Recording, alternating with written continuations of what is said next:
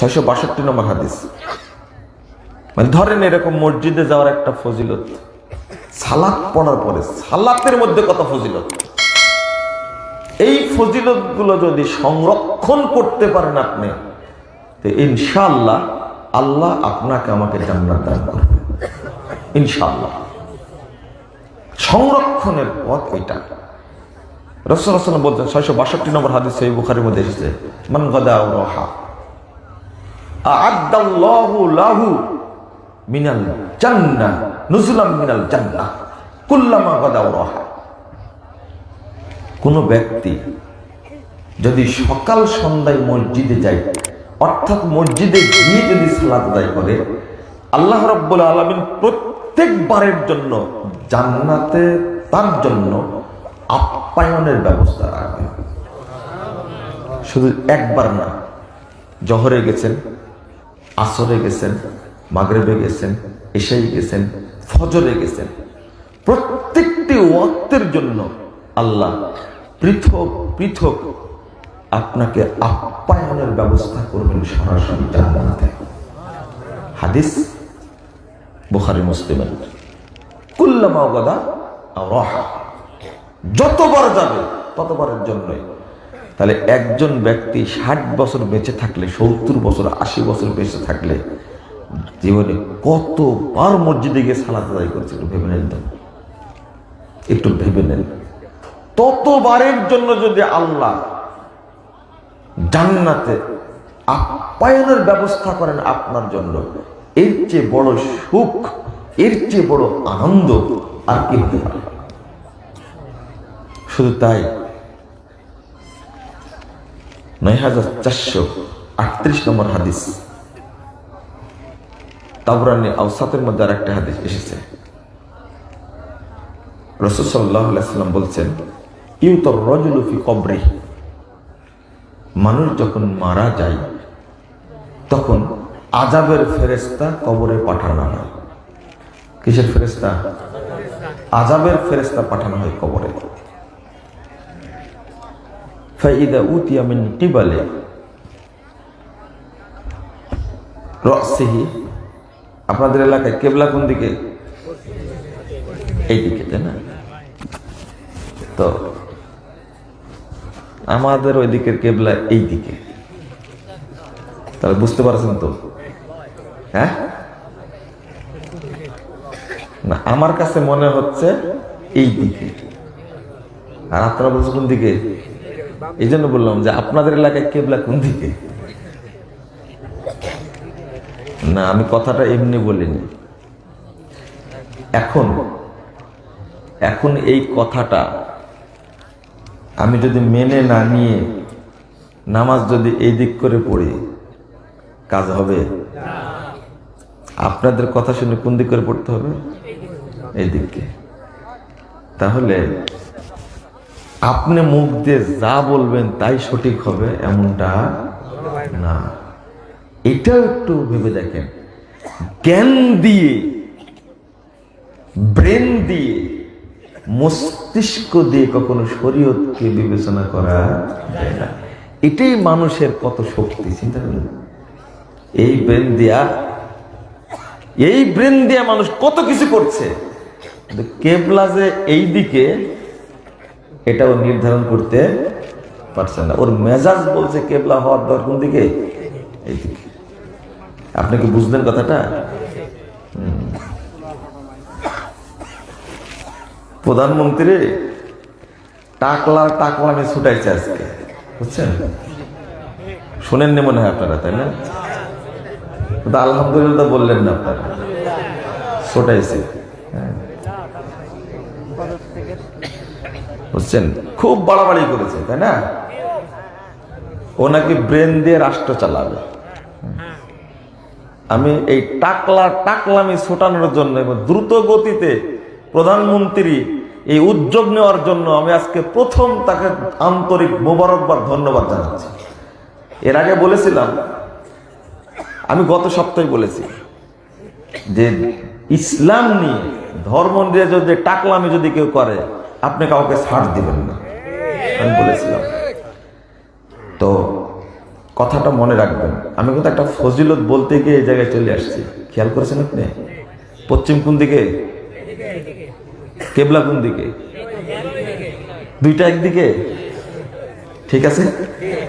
আচ্ছা, রাসূল সাল্লাল্লাহু আলাইহি ওয়াসাল্লাম বলছেন, যখন এটা উতিয়া মিন কিবালে রাসি, যখন ওকে মাথার দিক থেকে পাঠানো হয় আযাবের ফেরেশতা, দাফাআতহু তিলাওয়াতুল কোরআন, ওই আযাবের ফেরেশতাকে তাড়িয়ে বিতাড়িত করে কোরআন তেলাওয়াত। যদি আপনার কোরআন তেলাওয়াতের নেকি থাকে তাহলে কিয়ামত পর্যন্ত কোরআন আযাবের ফেরেশতা ঢুকতে দিবে না, এই জন্য পাহারা দিবে। ওয়া ইযা উতিয়া মিন কিবালি ইয়াদাইহি, যখন সরাসরি ঢুকতে চাই কবরের মধ্যে, মাথার দিক দিয়ে ঢুকতে পারলো না, এবার সরাসরি ঢুকবে, দাফাআতহু সাদাকা, সাদকা তাকে, দান তাকে বাধা দান করবে, বিতাড়িত করবে, তাড়িয়ে দিবে, যা এখান থেকে, কেন আসছিস? যে কবরে শুয়ে আছে সে আমাকে রাত দিন তেলাওয়াত করেছে, সে আমাকে সাদাকা দান করেছে, তুই কেন এসেছিস? দাফাআত, মানা শব্দের অর্থ একটা, দাফা শব্দের একটা, প্রতিরোধ করা। দাফাআতহু সাদাকা। ওয়াইদা উতিয়া মিন কিবালি রিজলাইহি, যখন দুই পায়ের দিক থেকে এসে ঢুকতে চাই, দাফাআহু মাশউহু ইলাল মাসাজিদ, ওই যে লোকটি বারবার মসজিদে গেছে, পদচিহ্ন, এই সব পদচিহ্ন পায়ের কাছে পাহারাদার হিসাবে কিয়ামত পর্যন্ত দাঁড়ায় থাকবে। যা এখান থেকে যা, তাকে প্রতিরোধ করে তাড়িয়ে দিবে, যা। এর পরের অংশটুকু হলো, আপনি তো এই মর্যাদা এমনি পাননি, অনেক চড়াই উতরাই, অনেক কষ্টে দিনের উপরে অটল ছিলেন। স্ত্রীর অসুস্থতা, নিজের ডায়াবেটিস, নিজের হার্টের সমস্যা, কিডনির সমস্যা, ছেলে হয়েই মারা গেছে, সম্পদ নষ্ট হয়ে গেছে, নানান পরীক্ষা আপনাকে করেছে, এর পরেও বলেছেন আল্লাহ যা করেছেন সেটাই আলহামদুলিল্লাহ। এই কথাটুকুর ফজিলত কত জানেন? আল্লাহু আকবার। আল্লাহ রাসূল বলেছেন ওয়াসসাবরু হাজাজাহু, যেহেতু কোথাও ঢুকতে পারলেন না, এখন এই আযাবের ফেরেশতা যাবে কোথায়? কোথায় যাবে? ওয়াসসাবরু হাজাজাহু, এবার ধৈর্য ওকে বন্দি করে ফেলবে, এই আযাবের ফেরেশতাকে কোনোদিন বের হতে, কবরে ঢুকতে দিবে। বলেন আলহামদুলিল্লাহ। ফজিলত তিনটা বুঝলেন তো? তো মসজিদে যাওয়ারই যদি এত ফজিলত হয়, শুধু মসজিদে যাওয়ারই যদি একটা ফজিলত হয়, আর একটা হাদিস, বেশি বাড়িতে থাকবেন না, বেশি মসজিদে থাকবেন, তাহলে একটা সার্টিফিকেট পাবেন আপনি। বলবো? আমার কাছে মনে হচ্ছে যে মুয়াজ্জিনদের আর ইমামদের এত ফজিলত কেন? একটা হাদিস আপনারা শুনেছেন কিনা জানি না, শুনতেও পারেন। একটা বই বের করেছে আমরা, আমলে সলে, আল্লাহু আকবার। এই লেখক যে কি পরিমাণ নেকি পাবেন, সুবহানাল্লাহ। দেখে এত হাদিস উল্লেখ করেছেন আমলে সলের মধ্যে, এর আগে মানুষ জানতই না। তার মধ্যে একটা হাদিস, মুসনাদে শিহাব, 52 নম্বর হাদিস, 52 কি 72 এরকম হবে। তো রাসূল সাল্লাল্লাহু আলাইহি ওয়াসাল্লাম বলছেন, আল মসজিদু বাইতু কুল্লি তাকিয়্যিন, মসজিদ হলো প্রত্যেক মুত্তাকি ব্যক্তির মূল ঘর। যার মনটা সব সময় মসজিদে গিয়ে থাকে, অন্য কোথাও আজে বাজে সময় ব্যয় করে না। মাগরিব থেকে এসা পর্যন্ত আমার কোনো কাজ নাই, বসে একটু তেলাওয়াত করি, মসজিদে বসে তেলাওয়াত করছে। মসজিদে বসে তেলাওয়াত করার ফজিলতই আলাদা। আমি বুঝতাম না, বহুদিন থেকে খুঁজছি, কেন মসজিদে হারামে, মসজিদে নববীতে মানুষ শুধু তেলাওয়াত করে কেন, এটা বুঝতাম না। পরে আল্লাহু আকবার, বুখারীর হাদিস। আমরা জানি না, তারা জানে। বাঙালি তো আমরা, তারা জানে, আমরা জানি না। মসজিদে বসে যদি কেউ তেলাওয়াত করে, মসজিদে বসে, তাও এটা হারাম। যেখানে 2 রাকাত সালাত আদায় করলে কত নেকি পাওয়া যায়? 1,00,000 গুণ বেশি সালাত নেকি পাওয়া যায়, সেখানে পড়ছে। তাহলে সাধারণ মসজিদের নেকি যদি এটা হয় যে একজন ব্যক্তি যতটা আয়াত তেলাওয়াত করবে ততটা গর্ভবতী উট আল্লাহ রাস্তায় দান করার সমান সওয়াব। তবে পড়তে হবে কোথায় বসে? মসজিদে বসে। বাড়িতে বসলে হবে না, মসজিদে বসে করতে হবে। একজন সাহাবী জিজ্ঞেস করেন, আল্লাহ রাসূল আপনি বলেন কি, যদি আরো পড়ে আল্লাহ রাসূল বললেন, তুমি যত আয়াত পড়বা ততটা গর্ভবতী উট দান করার মতো তোমাকে নেকি দান করা হবে। এটা কোরআন তেলাওয়াতের ফজিলত। তুমি কোথায় পড়তে হবে? মসজিদে। যে ব্যক্তির প্রতি মসজিদের ঝোঁক বেশি, আপনি মনে করবেন এই লোকটা মুত্তাকি। এটাকে মুত্তাকি। আর আল্লাহ রাসূল বলে দিয়েছেন 60 নম্বর হাদিস সহিহ বুখারী, রাজুলুন কলবুহু মুআল্লাকুন ফিল মাসাজিদ।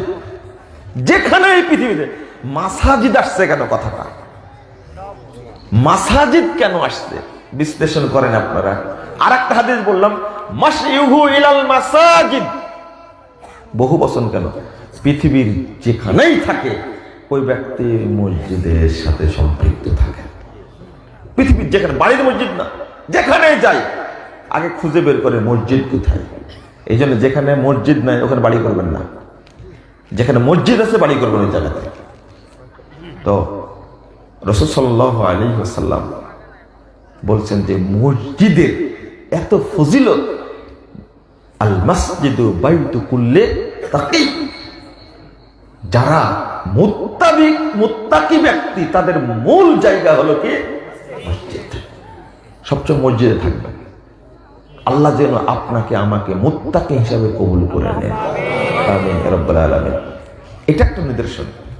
আমি যেটা বলতে চাচ্ছিলাম, এখানে এতগুলো ফজিলত বললাম শুধু মসজিদে যাওয়ার, তাহলে সালাত পড়ে কত নেকি হয়েছে বলেন তো দেখি? অনেক নেকি হয়নি? অনেক নেকি হয়েছে সালাত পড়ে। তাহলে মসজিদে যাওয়া থেকে শুরু করে আজান দেওয়ার কত নেকি আছে না? আজানের দোয়া পড়ার কত নেকি। কিন্তু আসসালামু আলাইকুম রহমতুল্লাহ, আসসালামু আলাইকুম রহমতুল্লাহ বলে ডান হাতটা মাথায় দিয়ে যদি এই আমলটা করেন, বুঝতে পারলেন কি আমল? ইয়া কবিয়্যু ইয়া কবিয়্যু ইয়া কবিয়্যু।